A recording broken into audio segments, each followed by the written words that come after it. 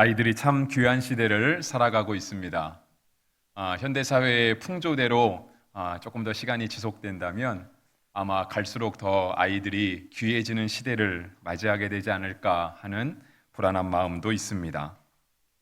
그런데 우리가 생각을 해보면 예나 지금이나 아이들은 참 귀했습니다. 그러니까 우리가 예전에는 조금 이렇게 자녀분들이 많이 있었죠. 그러니까 이제 저희 세대에서도 뭐 안 그렇다 말하기는 어렵지만 저희보다 더 윗세대 분들은 이렇게 형제분들이 참 많이 있었습니다. 그때도 자녀들은 귀했습니다. 물론 그 당시에는 이렇게 자녀들이 많기도 하고 또 나라가 조금 어려운 시절이었기 때문에 지금과 같은 자녀 양육의 모습은 보여주지 못했지만 자녀가 많다고 해서 또 나라가 어렵다고 해서 자녀 한 명 한 명이 귀하지 않은 때는 없었습니다. 그래서 자녀들은 항상 우리에게 참 귀한 존재입니다. 오늘이 어린이날이죠. 그래서 어쩌면 어른들에게는 뭐 이렇게 특별하게 다가오지 않으실 수도 모르겠습니다. 그리고 부모님들에게는 조금 부담스러운 날이 될지도 모르겠습니다.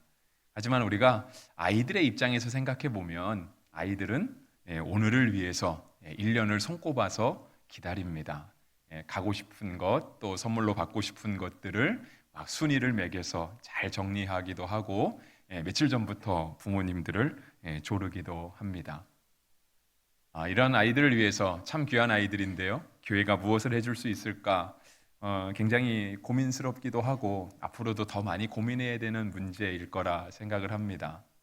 그런데 이제 얼마 전에 어떤 한 교육 사역을 맡고 있는 분에게 이런 이야기를 들었는데요. 아이들이 오고 싶은 교회를 만들어야 한다라고 하는 말씀을 하시더라고요. 듣고 나서 굉장히 공감이 됐습니다. 여러분, 우리 어른들도 이렇게 가고 싶은 교회가 있잖아요. 물론 이제 우리는 다 구폭교회 성도니까 구폭교회로 오시겠지만 우리가 다니고 있는 구폭교회가 내가 다니고 싶은 교회면 참 좋겠다라고 하는 생각을 하시잖아요. 그러니까 어린 아이들에게도 같은 마음이 있지 않을까 싶습니다.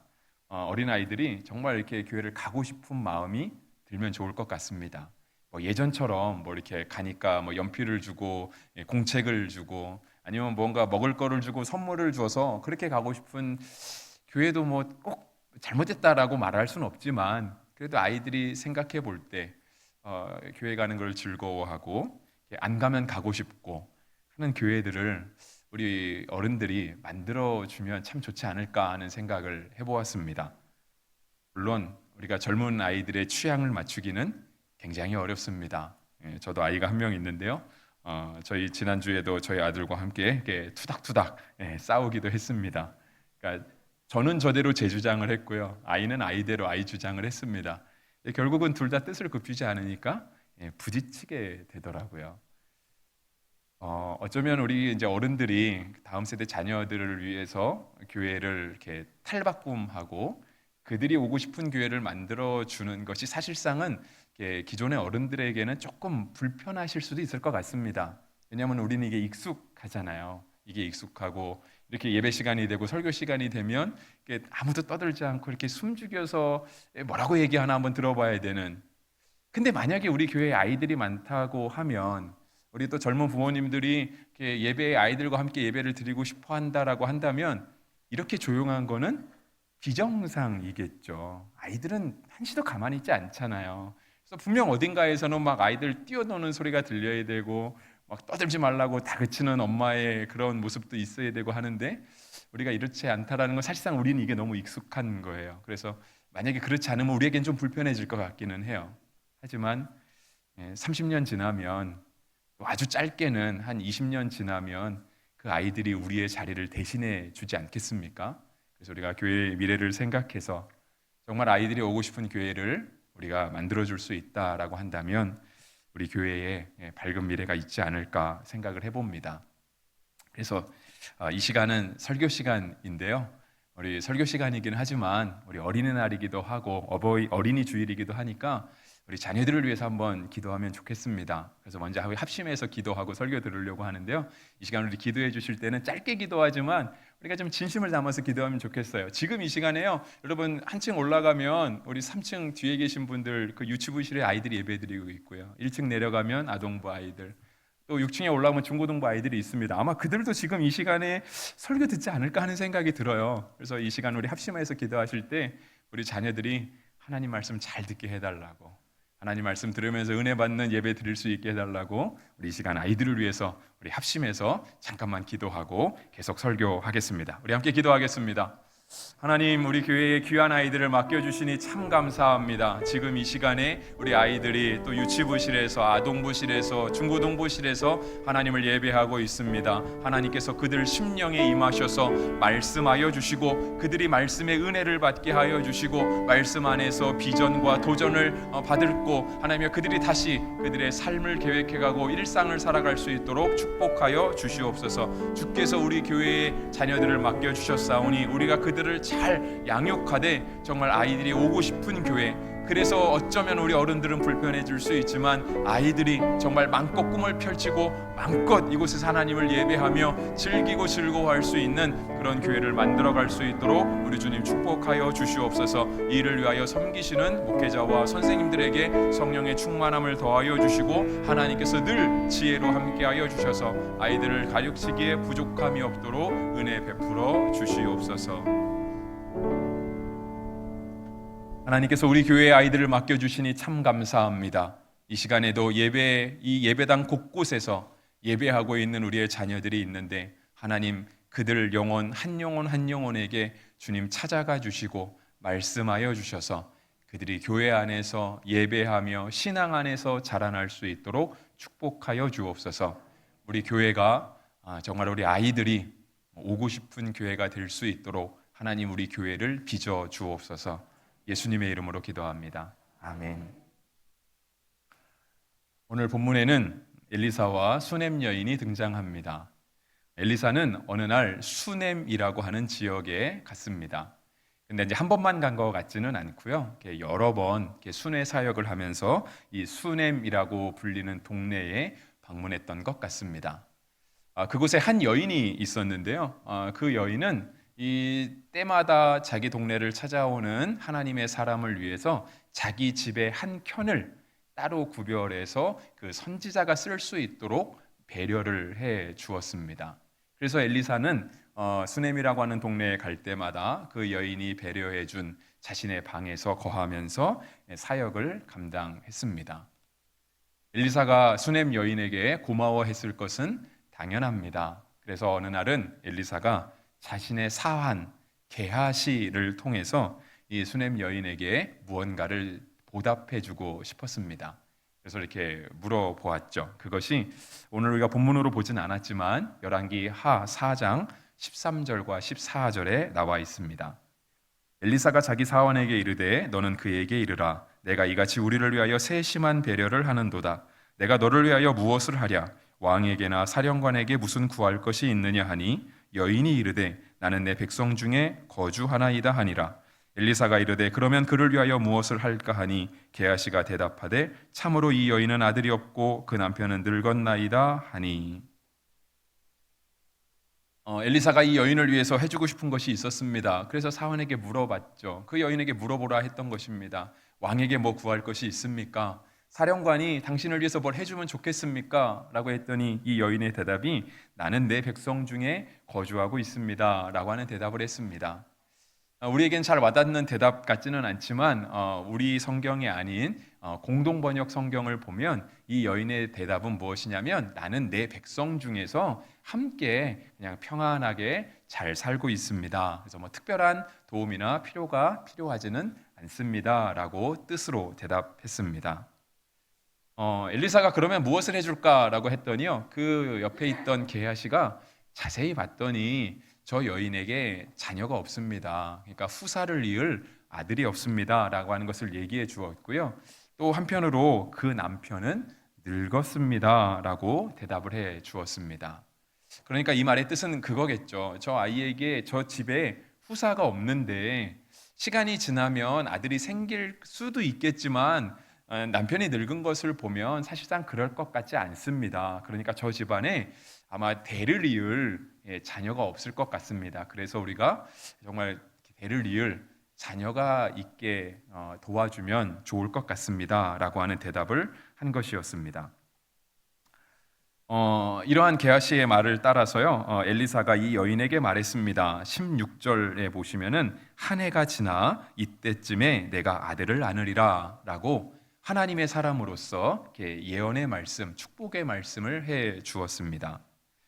그랬더니 이제 그녀의 반응은 조금 이렇게 좀 미신쩍습니다. 뭐 그렇게 큰 이렇게 공감이나 감사하는 뜻은 없고요. 16절 하반절에 보시면 어떻게 되어 있냐면 아니로소이다 내 주 하나님의 사람이여 당신의 계집종을 속이지 마옵소서라고 하면서 반신반의하고 때때론 조금 좀 비웃는 조롱하는 이야기인가 하는 식으로 이렇게 하나님의 사람의 말을 받아들이기도 했습니다. 하지만 하나님께서는 이 엘리사의 예언대로 은혜를 베푸셔서 이 집에 아들을 주셨습니다. 그래서 이제 아이가 이렇게 자라나게 되었겠죠.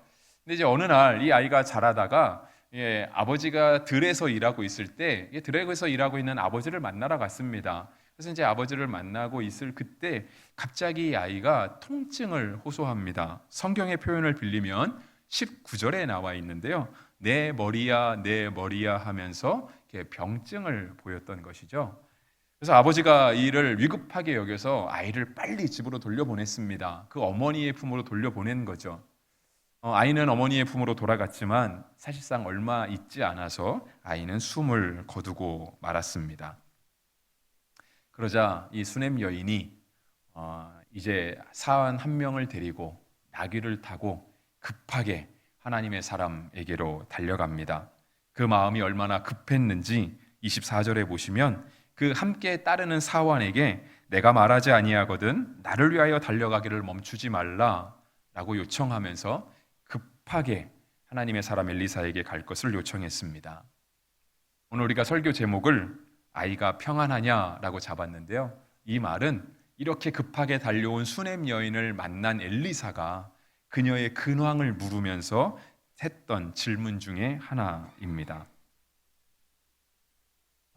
엘리사 선지자가 아이가 평안하냐 물었을 때 이 여인이 좀 볼멘 소리로 정말 안타까운 마음으로 28절과 같이 대답했습니다. 내가 내 주께 아들을 구하더이까 나를 속이지 말라고 내가 말하지 아니하더이까 라고 대답했습니다.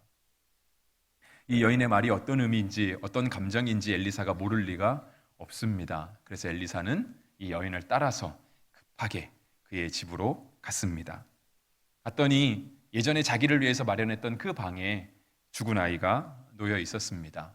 엘리사는 자기의 입을 그 소년의 입에, 자신의 눈을 그 소년의 눈에, 자신의 손을 그 소년의 손에 맞추고 하나님께 기도했습니다. 그리고 하나님의 은혜로 아이는 점점 살이 따뜻해지기 시작하더니, 그러니까 그 생명력을 다시 회복하기 시작하더니 7번 재채기를 한 후에 완전히 일어나게 되었습니다. 이것이 오늘 본문의 이야기입니다. 수넴 여인에게 처음부터 아이가 있었던 것은 아니었습니다. 수넴 여인은 아이가 없었고요. 또 아이가 없었던 것에 대해서 그냥 받아들이며 살았습니다. 엘리사가 당신을 위해서 무엇을 해주면 좋겠습니까? 라고 물어봤을 때 이 수넴 여인이 자기에게 아들을 달라고 구하지 않았습니다. 그냥 나는 내 백성 중에 함께 평안히 잘 살고 있습니다 라고 대답을 했거든요. 그런데 이제 이 엘리사의 어떤 요청으로, 엘리사의 간곡한 기도로 이 집에 아들이 생기게 된 것이죠. 우리나라도 불과 얼마 전까지만 해도요, 그러니까 후사를 이을 자녀는 굉장히 소중했습니다. 지금이야 이제 많이 바뀌어서 도리어 이렇게 딸이고 아들이고 구별 없기도 하고요. 도리어 더 딸을 가진 부모님들이 더 효도를 받는다라고 하는 시대로 바뀌긴 했지만, 이것이 제가 너무 뭐 이렇게 유교적이고 이렇게 옛날 말투로 말씀드리는 것이 아니라 실제로 여러분들이 자라던 시대에 실제로 그랬잖아요. 남녀 성비가 안 맞았잖아요. 남자가 훨씬 더 많고 여자가 적었죠. 그런 풍조가 얼마 전까지만 해도 우리나라에 있었거든요.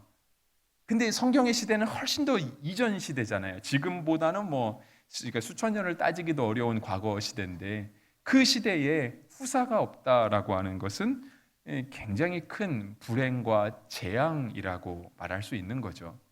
그래서 엘리사가 그 수넴 여인의 집에 하나님께 간절히 기도해서 후사가 있으면 좋겠습니다라고 하는 기도를 드렸던 거고요. 하나님의 은혜로 그 집에 재앙이 걷어진 거죠.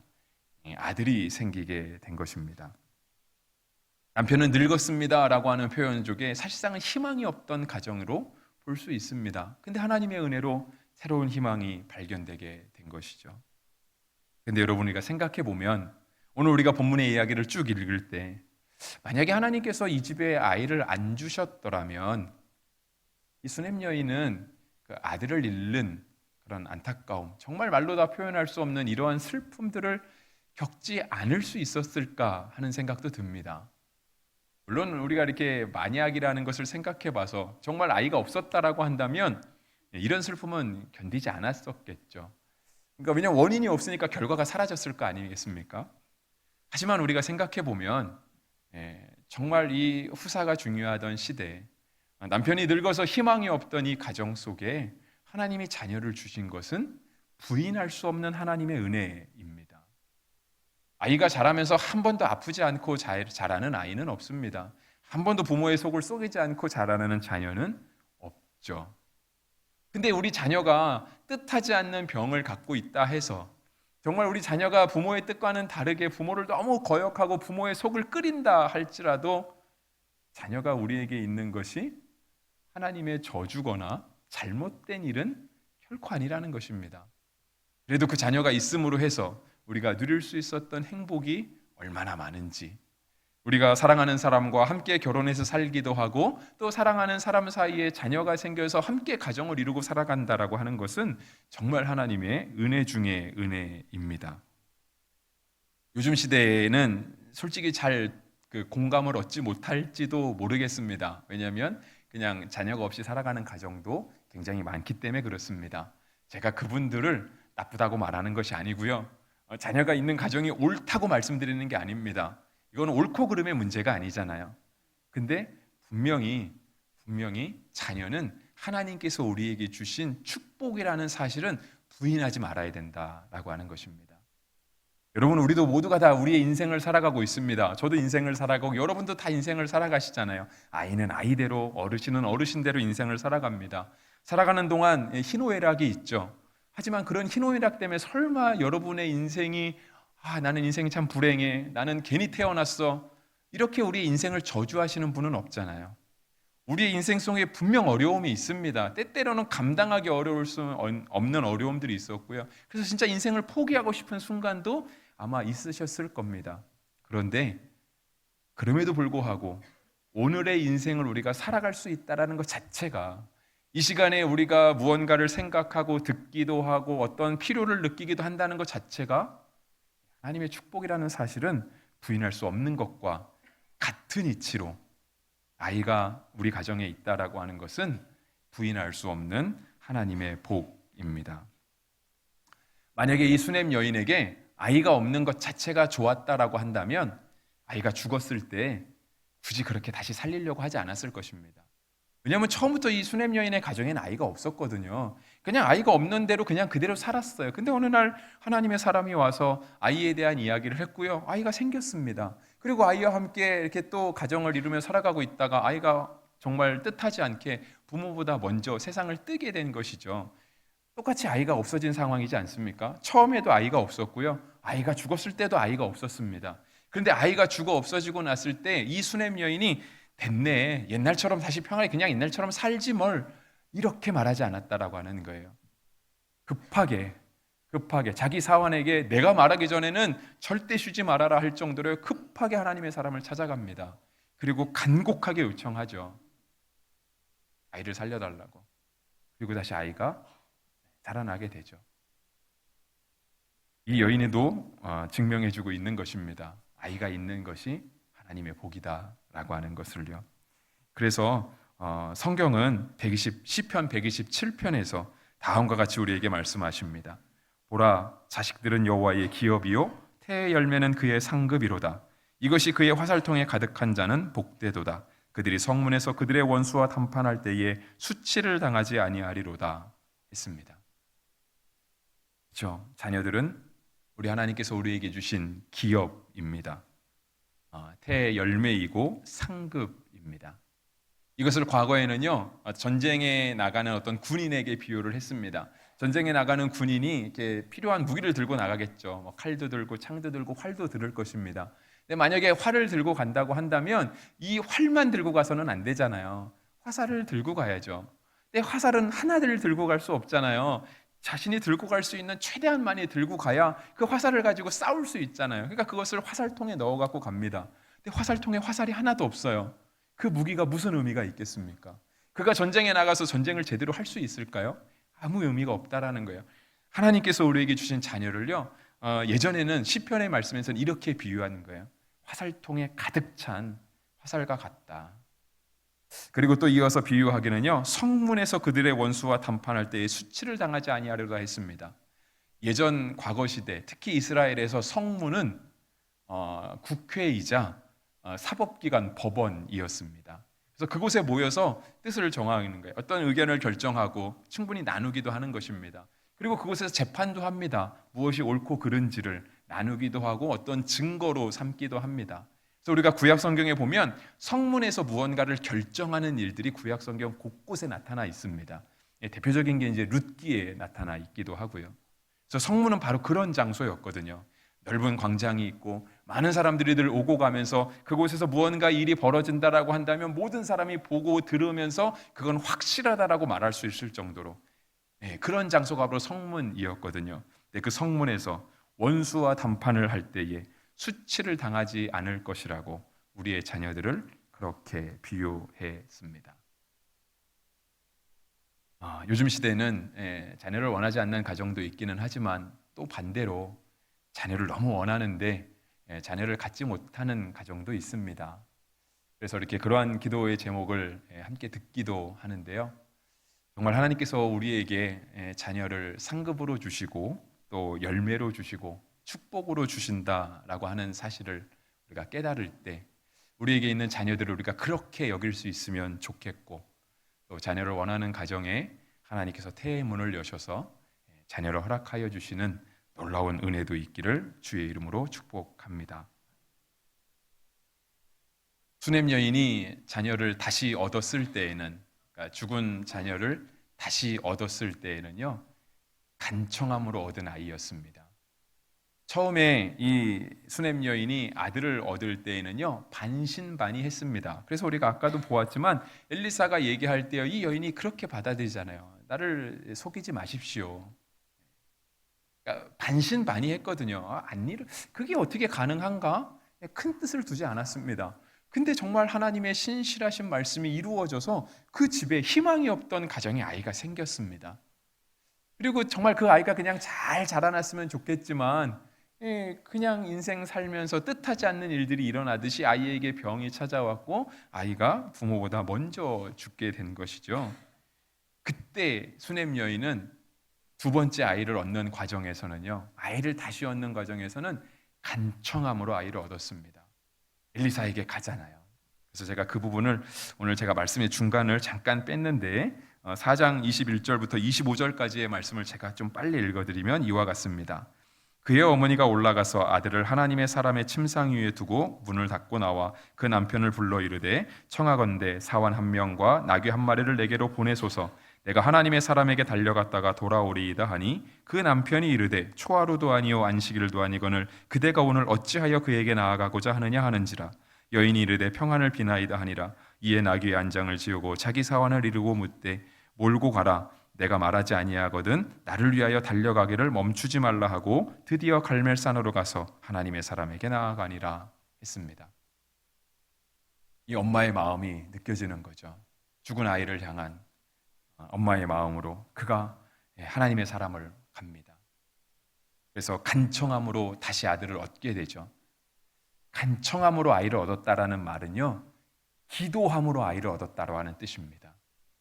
우리가 기도함으로 아이를 얻었다라고 하는 뜻은 우리에게 아이가 있는 동안 부모는 기도의 자리를 떠날 수 없다라고 하는 뜻입니다. 여러분 여기 계신 분들이 물론 몇 분을 제외하고는 대부분 다 부모님이실 줄 압니다. 그래서 우리는 자녀를 위한 기도를 결코 쉴 수 없습니다. 우리가 오늘 자녀라는 것을 생각한다면, 우리가 오늘 부모라는 것을 생각한다면 우리가 정말 자녀를 위한 기도, 그 기도를 결코 쉬어서는 안 될 것입니다. 자녀는 부모의 기도를 먹고 자라납니다. 성인이 될 때까지는 정말 열심히 기도해야 되고요. 또 성인이 된 이후로라도 사실상은 기도의 자리를 떠날 수 없습니다. 여러분 예전에 학교 다니던 시절을 한번 생각해 보세요. 여러분 학교 다니실 때 학창 시절이 즐거우셨는지 안 즐거우셨는지 잘 모르겠지만 학창 시절에 분명 우리에게 부담을 주는 일들이 있었잖아요. 뭐 시험 때가 다가오기도 하고 정말 내가 하기 어려운 숙제들도 있기도 하고 특별히 막 고3이 되면 대학 진학을 앞두게 되면 어디를 가야 되는지 무슨 전공을 선택해야 되는지 내가 과연 원하는 대학을 갈 수 있을지 없을지 막 이런 고민들을 되게 많이 했잖아요. 그러면서 막 마음 졸여가면서 1년 동안 열심히 공부하고 뜻한 만큼 공부가 안 되면 막 스스로 마음 아파하기도 하고 자책하기도 하고 그런 시간들을 우리가 보냈잖아요. 그런데 우리가 사회에 나가서 보니까 여러분께서 과거에 겪었던 학창 시절에 겪으셨던 그런 어려움들이 생각이나 나시던가요? 실은 잘 생각 안 나죠, 그죠? 왜냐하면 우리가 사회생활을 하면서 겪는 어려움들, 사회생활을 하면서 선택해야 되는 그런 갈등들이 사실상 우리가 학창 시절에는 우리가 겪는 어려움이 제일 큰 줄 알았는데 사회 나오고 나니까 그게 아무것도 아니다라는 것이죠. 그래서 사실상은 우리가 자녀를 위한 기도를 할 때요, 그들이 사회에 발을 딛기 시작하면 그들을 위해서 더 열심히 기도해 주어야 됩니다. 여러분 우리가 청년들 다 컸다고 해서 이제는 뭐 지네가 알아서 돈도 벌고 지네가 알아서 지 갈 길 가겠지 라고 그렇게 놔두면 안 됩니다. 그러니까 청년들을 위한 기도도 쉬지 않고 할 수 있어야만 됩니다. 그래서 우리 자녀들이 정말 부모의 기도를 먹고 자라난다라고 하는 생각을 우리가 아멘으로 고백한다면 정말 우리의 기도로, 교회의 기도, 부모의 기도로 자녀들에게 견고한 신앙의 반석을 만들어줄 수 있어야 할 것입니다. 말씀 마무리하겠습니다. 오늘은 어린이 주일입니다. 그리고 오늘이 또 어린이날이기도 합니다. 예배 시작할 때 보니까 밖에 이제 비가 오던데요. 비가 올 거라는 일기예보는 있었습니다. 하지만 어린이날이기 때문에 어쩌면 이렇게 예배 마치고 또 아이들과 함께 어디를 가셔야 되는 분들도 있을지 모르겠습니다. 그리고 또 어린이날 연휴가 되었잖아요. 금요일 저녁부터 어제, 오늘, 내일까지 어린이날 연휴여서 어쩌면 이미 자녀들과 어디를 가 계신 분도 있는지 모르겠습니다. 그래서 인터넷으로 예배를 드리시는 분들도 있을 것 같은데요.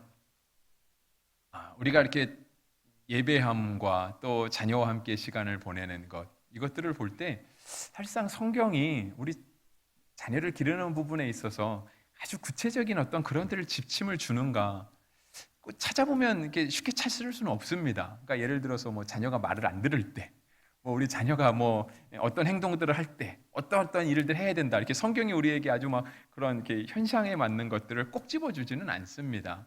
왜냐하면 성경은 자녀 양육을 위해서 쓴 책이 아니라 우리에게 하나님을 보여주는 책이잖아요. 그러니까 이제 목적이 다르다라고 하는 뜻입니다. 하지만 그럼에도 불구하고 우리가 자녀를 하나님의 말씀으로 양육할 수 있어야 됩니다. 그래서 디모데후서 3장 16절과 17절에 보시면 이와 같이 말씀하고 있습니다. 모든 성경은 하나님의 감동으로 된 것으로 교훈과 책망과 바르게 함과 의로 교육하기에 유익하니 이는 하나님의 사람으로 온전하게 하며 모든 선한 일을 행할 능력을 갖추게 하려 함이라 했습니다. 성경이 우리에게 교훈과 책망과 바르게 함과 의로 교육하기에 유익하다라고 말씀하십니다. 우리의 자녀들에게도 그렇고요. 우리 어른들에게도 마찬가지입니다. 그래서 우리로 하여금 하나님의 사람으로 온전하게 한다. 어떤 세상에 있는 자녀 양육 지침서가 아니고요. 어떤 누군가의 좋은 살아있는 조언이 아니고요.